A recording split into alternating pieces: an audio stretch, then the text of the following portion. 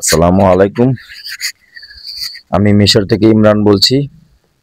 আশা করি সকলে ভালো আছেন। আলহামদুলিল্লাহ আমিও ভালো আছি।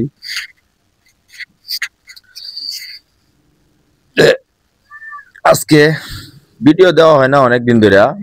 আমাকে অনেকেই বলে যে ভাই ভিডিও দেন না, আপনার ভিডিও পাওয়া যায় না।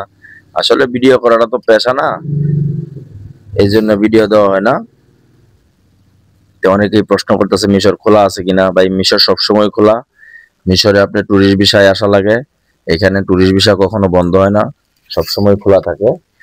আর আরেকটা হচ্ছে যে প্রশ্ন করে যে ভাই অলরাউন্ডার হওয়া লাগে কিনা গার্মেন্টসের কাজে গেলে, মেশিন চালাইতে গেলে।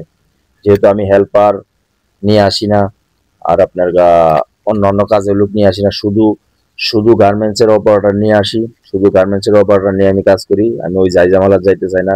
গার্মেন্টসের অপারেটর মোটামুটি ভালো বেতন, এই জন্য আমি শুধু গার্মেন্টসের অপারেটর নিয়ে কাজ করি। নর্মাল অপারেটর আর ভালো অপারেটর আর অলরাউন্ডার যে বিষয়টা আর কি, অলরাউন্ডার হওয়া লাগে না, আপনি ভালো একটা মেশিনের কাজ জানলেই হবে। এখানে আসলে গার্মেন্টস এর বিষয়টা হচ্ছে বাংলাদেশের মতো। বাংলাদেশে কি সব অলরাউন্ডার অপারেটর, সব কি ভালো অপারেটর? ভালো অপারেটর দিয়ে কোম্পানি চালা না। নর্মাল অপারেটর চলে, ভালো অপারেটরও চলে, মানে তিন ক্যাটাগরির অপারেটরই চলে আর কি। ঠিক আছে। হ্যাঁ, এর মধ্যে একটা কথা আছে, আপনি কাজ বেশি করবেন আপনার বেতন তো বেশি হবে। আপনি ভালো কাজ দেখাবেন, দুইটা তিনটা মেশিনের কাজ দেখাবেন, আপনার বেসিক বেতন তো বেশি হবে। আপনি একটা মেশিনের কাজ দেখাবেন, কিছু কম হবে। দুইটা মেশিনের কাজ দেখাবেন, আরো কিছু, এরকম সিস্টেম আর কি, পর্যায়ক্রমে হবে। যে যেরকম কাজ দেখাবেন সে এরকম বেতন পাবেন। এটা আরেকটা বিষয় যে হেল্পার এখানে যায় কাজ শেখা যায় কিনা, না, কোম্পানির ভিতরে কাজ শেখা আমরা আসলে লোকগুলা কোম্পানির ভিতরে দেই, নিয়ে হাইরা সরাসরি অপারেটর হিসাবে দেই। এ গ্রেডের অপারেটর, বি গ্রেডের অপারেটর, সি গ্রেডের অপারেটর হিসাবে দেই। হেল্পার দেই না, হেল্পারের প্রশ্ন আসে না, হেল্পার আমি কোনো সময় দেই না। হ্যাঁ, কিছু কাজ যদি জানা থাকে ওইটা আমরা বইলা দেই যে হ্যাঁ ওর কিছু অভিজ্ঞতা আছে, কোম্পানির কাছে বইলা দেই যে 1 মাস হয়তো সে কাজটা কম করবে কিংবা কম পারবে, ওটা এরা মাইনাই নেয়। কিন্তু কাজ জানা লাগবে, ম্যাক্সিমাম কিছু হইলেও জানা লাগবে। একটা আছে যে মেশিন চালাইতে পারে না, মেশিনের বিষয়ে কোনো অভিজ্ঞতা হয় নাই, ওরকম লোক আমাকে নক করবেন না। ঠিক আছে, আমি এটা আগেও বলছি। ট্যুরিস্ট বিষয় নিয়ে আসা হয়, ট্যুরিস্ট বিষয় নিয়ে আইসা এখানে কোম্পানির কাছে বুঝাই দেওয়া হয়। এখানে ওয়ার্ক পারমিট হয় না। ওয়ার্ক পারমিট যদি ভবিষ্যতে হয় তো কোম্পানি আপনাদেরকে করে দেবে। থাকা, গাড়ি ভাড়া, কারেন্ট বিল, গ্যাস বিল, যা যাবতীয় খরচ আছে কোম্পানির, আপনার যে খাবারের টাকা দিয়ে দেয়।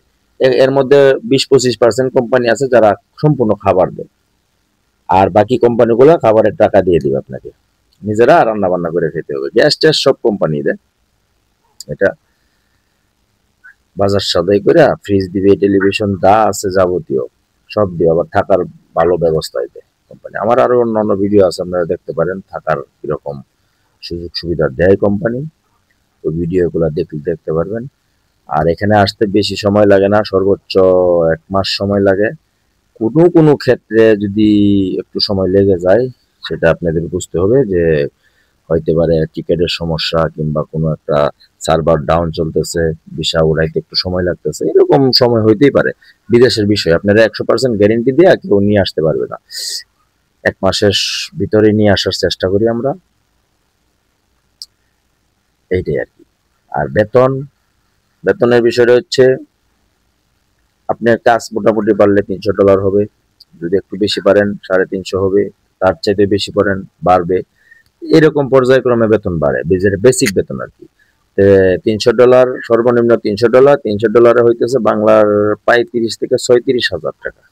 এটা আপনার বেসিক।